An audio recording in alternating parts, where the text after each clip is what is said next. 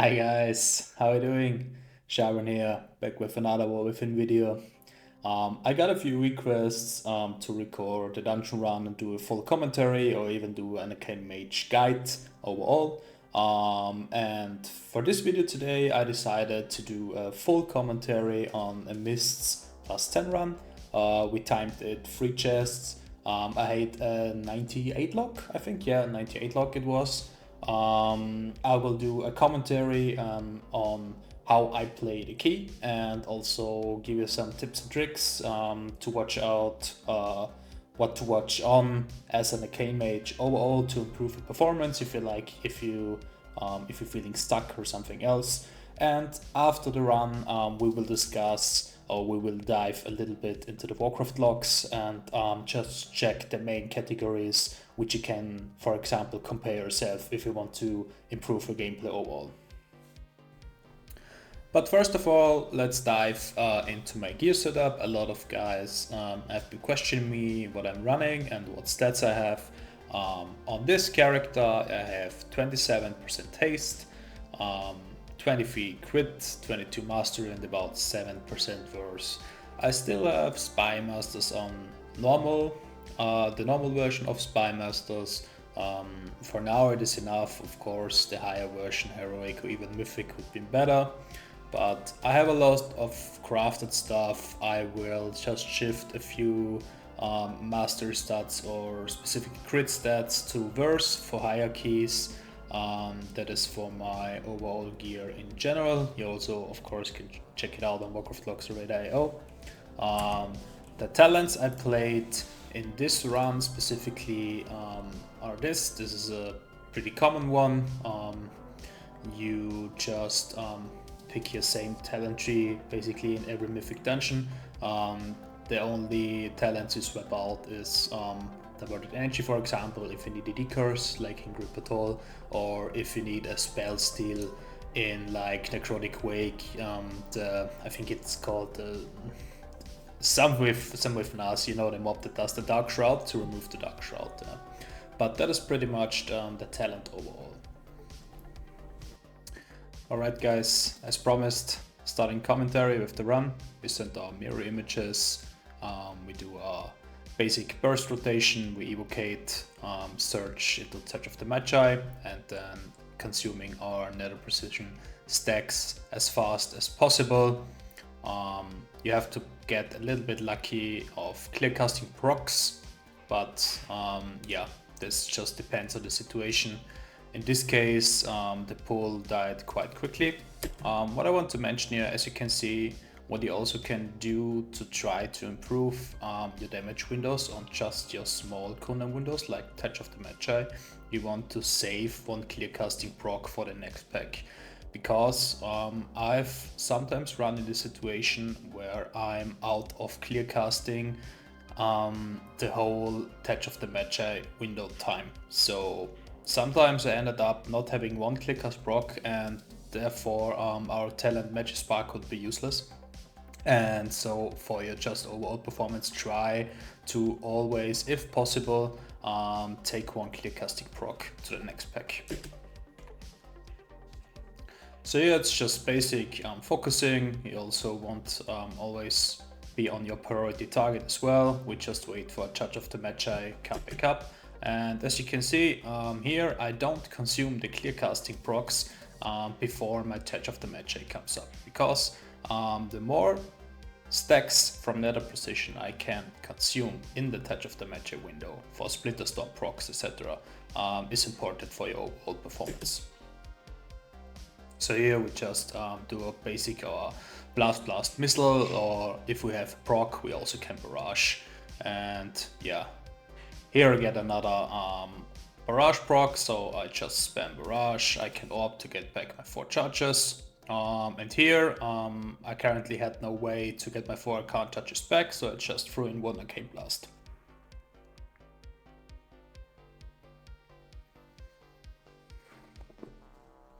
That's the classic situation. Here we didn't have any procs, so we just spam Arcane Blasts. As soon as we have one missile proc, we use it to get a nether precision and consume it immediately.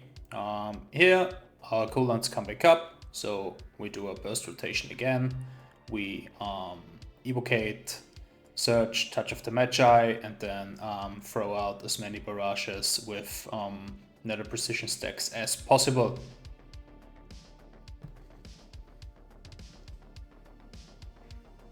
So pretty basic stuff so far. We take our 10% main stat buff. Here we send our small touch of the Magi window. We have luck that we have a clear casting proc, so we can proc Mage Spark. Yes, we just spam Arcane Blast here, and also as soon as we get a clear casting proc, we consume it immediately with Blast or Barrages. 2 targets I would always blast. If I have a Barrage proc, we can also Barrage. And of course, basic stuff here, if he does this pack, the Bramble Burst thing, you can auto time as Mage, you can fade, you can, but I would not waste your big cooldown here, especially on a 10, of course, in a plus 15, it's another meta, you have to use everything. Yeah. So here, let's get into the boss fight. So on low keys like plus 10, you just want to only use the touch of the Magi, because the boss is dying so fast that you won't have touch of the Magi back up when it comes to the boss phase. So especially here, in a moment. So here, normally in this situation you would not use shifting power at all, because you just use it immediately after your search window, right? But this is about cooldown management, and this is very important, especially for this fight.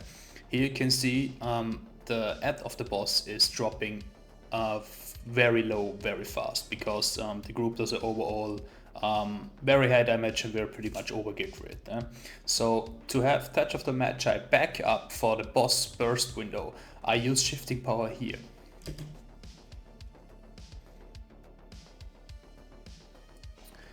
And as you can see, yeah, Alpha Run is dropping really fast, and I would not have touch of the Magi back up.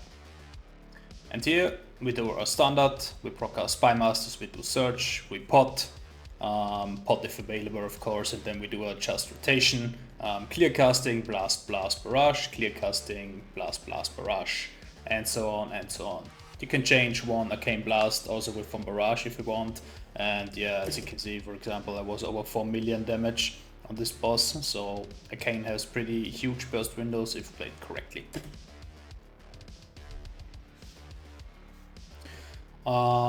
Because the boss was under 20%, we decided just to burst it down immediately, and in this from this point on you really just use Arcane Blast.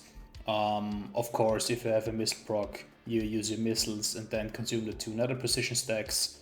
And yeah, that was the boss fight.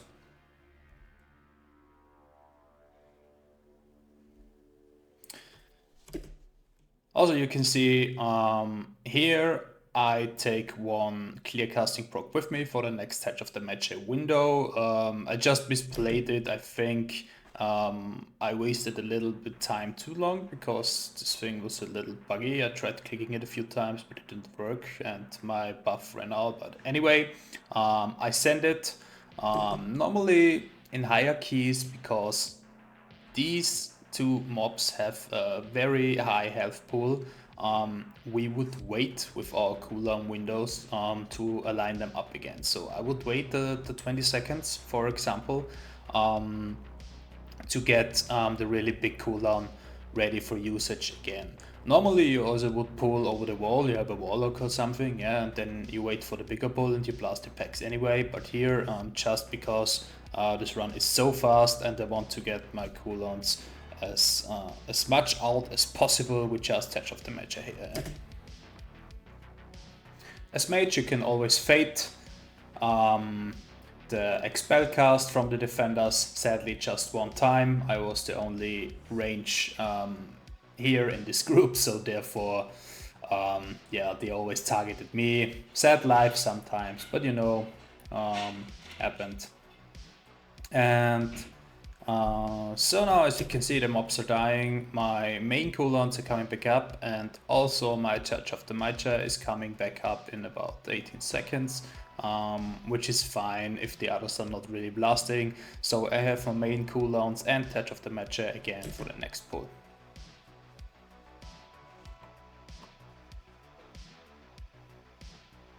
Tank is doing a really good job finding the right way right away. Here, I would have waited, especially before I saw this this expel cast on me when I cast Arcane Surge, but yeah, sadly probably could have positioned better. So maybe the expel cast would have targeted my healer or something. But it's a pally, so he's always standing in melee range, you know. Could have been played a little bit better, but you know, it's fine. So we send our cooldowns here. We send one blast as always to proc Magic Spark, and then we try to send as many barrages as possible. As you can see, the packs are dying very quickly because we are very overgeared.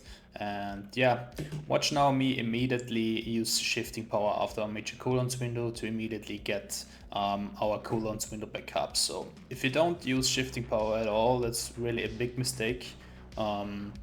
Number one mistake as a Mage for me also, just in my first run. So when I started playing Mage, I also often forgot to use shifting power, so I would have 20 seconds or more on my general cooldown windows, which is a lot, especially in fast rounds. And yeah. So here we send our mirror images. We get expelled a lot, as usual. Sad life is Mage. We just wait to come for a Touch of the Mage to come back up. In the meantime, we just blast and fishing for procs. And here, standard rotation. We consume another precision stacks. We get back with the orbs. We get expelled again, of course, because we are Mage and the range. And from this point, I don't really care anymore. I just yeah, use my nether precision stacks for now.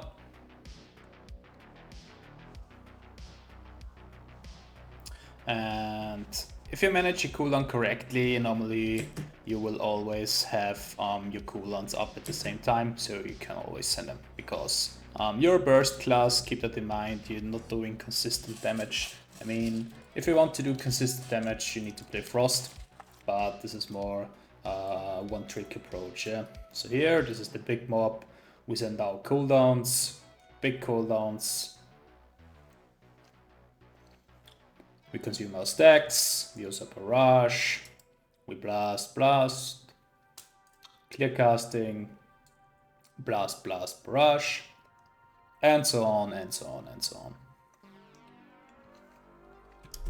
Here again, use shifting power immediately after your search window to get your minor cooldowns back up for the next pull. Right?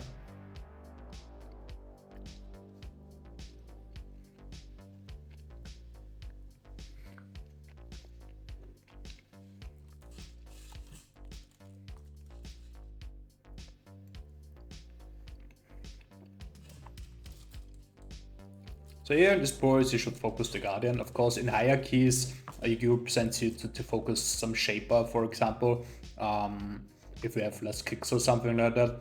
But generally, you want to stick on the target that has the most health pool and stands in the middle of the mobs. For example, it would be a bad idea to focus the charge mob. I don't know what his name is called right now. But the Garden, I think he does not charge out of the pool at all, but the Expeller or something does, or the Expel does. And there is huge damage loss as well in your cooldown windows if a mob jumps out of the other mob pool, for example.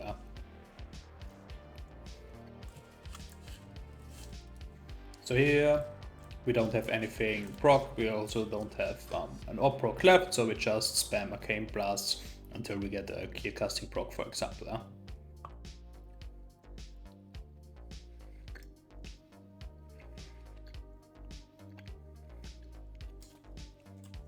So for the next pull, we send really all our cooldowns. You can see here we have, or sorry for this, but we have nearly 40 Spy Master stacks, so we are capped out. And this is also the double card impact. Perfect time for us to send cooldowns. I did a mistake here. I ended up pulling aggro. This is for myself. I forgot to use my mirror images. I sometimes do that, sadly. I'm working on it. But that is the reason I generated a lot of threat on this guardian mob. And that is the reason also I died once in this run. As you can see, we are ready for blasting. We use evocate, we even pre-pot and use our Spy Masters and immediately enter our major cooldown windows.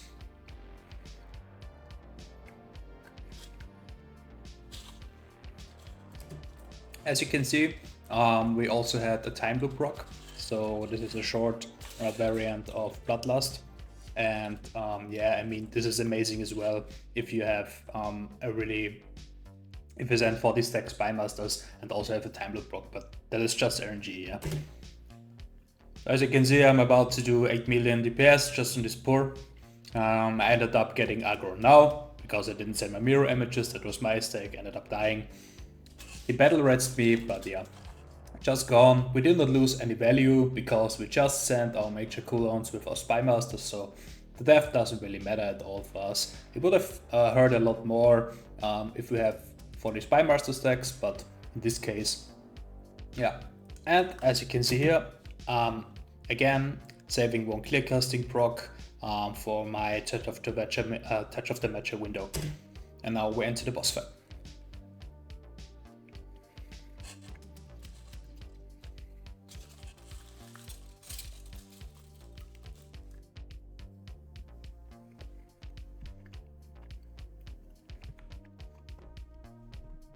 Basically, this fight is boring as a Arcane Mage. You can, of course, you can freeze the wall pin, you can pull him off the wall pin, but most of the time in low keys it's one shot anyway. And after the guessing game, in this case, we have our cooldowns ready. So we wait for the clone to die, which is very fast, and then we immediately send cooldown on the Mist Caller again.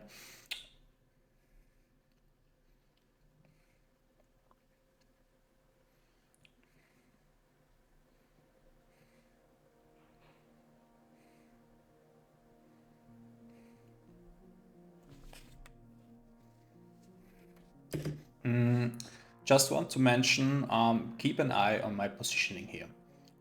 Positioning is really important as a K-Mage because it makes a difference if you send your barrage, for example, from this distance or here. Because if you get a proc and your Arcane charges back, you immediately recognize it. If you stand too far away, the barrage has some travel time and it just you get your refund when the barrage is hitting the target. So sometimes you end up, okay, maybe I'm not getting the charges back and I'm pressing a random orb and wasting one charge. So if possible, try to stand in melee range for just better control and faster reactions on you if you get a count charges back or not. I know in most scenarios, like in Stonewall for the second pull, you want to be max range, for example. That's another case. But positioning is important, especially the facing. So your face, in which direction you're facing, because sometimes you end up ninja pulling some other mobs, which you definitely don't want to do, and you have to be aware where you're facing. Yeah? And we also play with some talents which shoots out random barrages, for example, and we always want to make sure to hit on target. I will just skip the fight here because it is not really that important. It's really just basic stuff. Play your rotation, do as much damage as possible. Let's see. Alright, yeah, so here we jump off, we have our cooldowns ready. Don't make a mistake and hold on your cooldowns just because free mobs, it's not worth it. Always send your cooldowns if you have it, yeah. Even on hierarchies, more important, even if the mobs have about 30 or 40% left. I mean, 30 is discussable, okay, if you do a big pull after or not, you have to discuss it with your group in hierarchy, so let's say 13 or 14, 15s like that, yeah. But generally in low keys you want to send your cooldowns as soon as possible, okay? Yeah, so for that. So we blast this pack. As you can see, it was also the right decision. Our Shaman and our DK are holding the cooldowns for the next big pool. I just blast this one, but I have cooldowns back up for the next 2 pools then.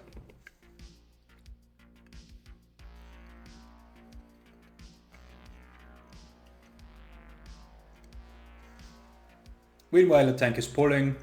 We're just blasting the acid gauntlets down. This is also an important thing. As an Arcane Mage, never stop casting. Casting is one of the most important thing you have to do to keep your overall damage as high as possible. I mean, it's not about the overall damage. I mean, it looks nice, yeah, but you want to perform good. And what I, for example, saw in my personal logs when I started playing, I'm doing way less casts than other mages. So some mages had like 10 casts per minute more than me, which seems not much, but in the end it is really a lot. And yeah, keep that also in mind. Never stop casting.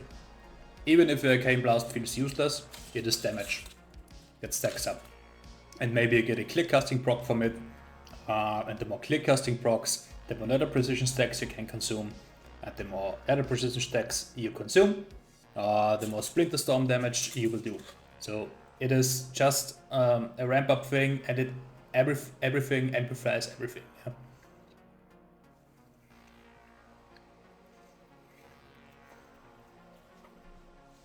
Also, what I see a lot of mages doing is not consuming their nether precision stacks correctly. So for example, they would missile and then they missile again. That's a big mistake because you're missing out 4 stacks of the splinters on your priority target, and that can cause that splinter storm is not triggering that often as you want. I will show you later in logs.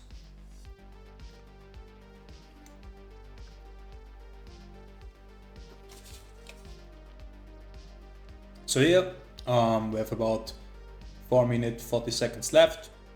Because it's plus 10, we just pull this pack into the boss as well.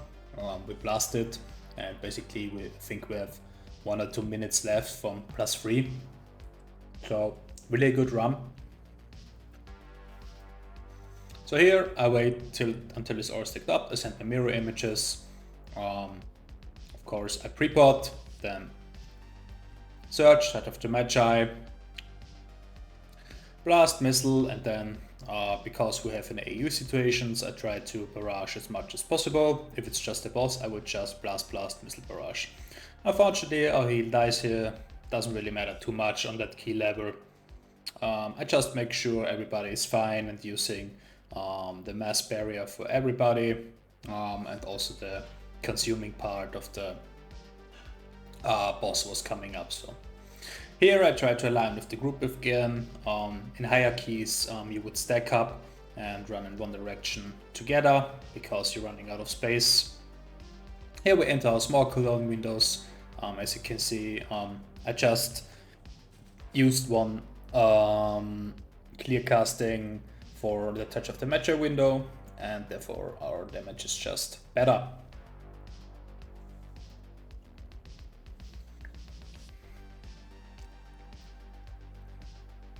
In hierarchies, probably you would also there would also be times when you hold your cooldowns, like for this consumption phase.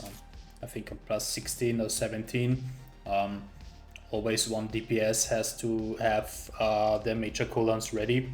If everybody sends it at the start, it can happen that nobody has the cooldowns ready for consumption phase and you just die on high keys. Yeah? I mean, I'm not on that level for now. I try to clear my 13 and then 14 keys. But in higher keys, it's definitely the case, yeah. But that is more team play and communication. So now the boss is 10% and dying. As you can see, we have about 2 minutes left. Really good example run. Everybody did great. Yeah, and for now, let's dive into the log. Okay guys, so let's dive into the log analysis. This is the mist run which I just showed you a few seconds before. We did it in 70 minutes and 25 seconds. You can see the summary over here, and if you go to damage done, you see the key percentage of your performance. We did really good. I had an 98 log. Yeah, could have done better in some situations, but definitely fine. DPS also very good. Shaman was even 619 and just did crazy damage. So okay, so I will just show you what I've done when I compared myself to other mages. Okay, so the first thing what you want to look out on your Arcane spec is Arcane Splinter, the uptime. So what does it mean, the uptime? So basically we play Spellslinger, right? So every time we use a nether precision stack, okay, 2 Arcane Splinters fire at the target and stack up to 8 times, okay? When they hit 8 times, they explode. So that means you want to have the least uptime possible for Arcane Splinter, because if you have, for example, 90% uptime, that means you're not consuming your nether precision stacks, right? Or for example, you do tap targeting a lot and not keeping priority on your target. So this was also one reason for me, why my overall damage sucked at the start or at the beginning. I had way too much uptime on the Arcane Splinter. Yeah? You can also, what you can do, let me check. You can also go on buffs and go on clear casting. And there you can see on which pulls, for example, I especially stacked up clear casting to get it to another mob. So ideally, it should be a little bit more. I mean, sometimes it's RG, of course, but whenever you can. So this looks not too bad. Just take your clear casting into the next pull, okay? If you want to compare with some other mages, just look up for a dungeon run, for example, and check what the other mages with a better log have casted more. For example, more barrage casts or more Arcane blast casts. Check also the damage priority, check the damage windows. You can also see where, for example, someone casted Arcane Search or how many times. That is also important. So for example, in my logs, I just compared myself on another mist run, so not this run, with another mage with about the same time, and I think he had about 3 Arcane Search windows more, which was just by missing out correct cooldown management with shifting power, for example, or holding that cooldowns for long. So just because you're up a great pool, I mean, this does not apply to very high keys, okay? Just to be clear, but in general, you don't want to hold on your cooldowns. Yeah? Send your cooldowns right away unless the mobs are about to die with 20% in a really low key. Then of course you will hold and get it to the next pull, okay? But I had the problem, for example, I had way too less Splinter Storm stacks on my target, so I ended up tap targeting a lot because of kicks, for example, and then I was on the wrong target, and then the Splinter Storm or the spell Splinter stacking buff ran out, and it just didn't proc, and that was also the reason why my uptime here was very high. On Arcane Splinter, for example, I managed to get it down by just focusing on the priority target. And as a K-Mage, you have to choose your priority target the best you can, of course. If you want to focus down one mob specifically, like in Howler and Stonebolt, that's fine, yeah. It's just that, and that's 1 kick less on higher keys. But in general, you want to focus on the mob with the most life pool, yeah, to get the most out of your cooldown windows in low keys especially. So that is how you can analyze your logs. So keep that in mind. Work on your cooldown management if you want to improve. Check out the logs. If someone in a plus 10 missed key, for example, has a 99 or 100 log, compare yourself. How many casts did you do? How many procs did you have? You can also check where he did send his cooldown on which pack. You really can improve yourself or your gameplay by just comparing yourself to better players. And yeah, this takes a little bit of time, of course. You need to log a few rounds and try to improve. But for example, I did that for myself and I went from a 50 log to a 95 log. Yeah. This does not apply to 13 or 14 keys. Yeah, this is just learning and adjusting your playstyle. You get a feeling when you get one shot as mage and what you need to avoid, etc., etc. But in general, try to compare yourself if you're feeling you're stuck in any situation. Okay. So I hope this video was helpful for you guys. As I said, so work on your cooldown management, on your positioning, on your Splinter Storm uptime, compare yourself to others, and try to imitate them if they are really, really, really good.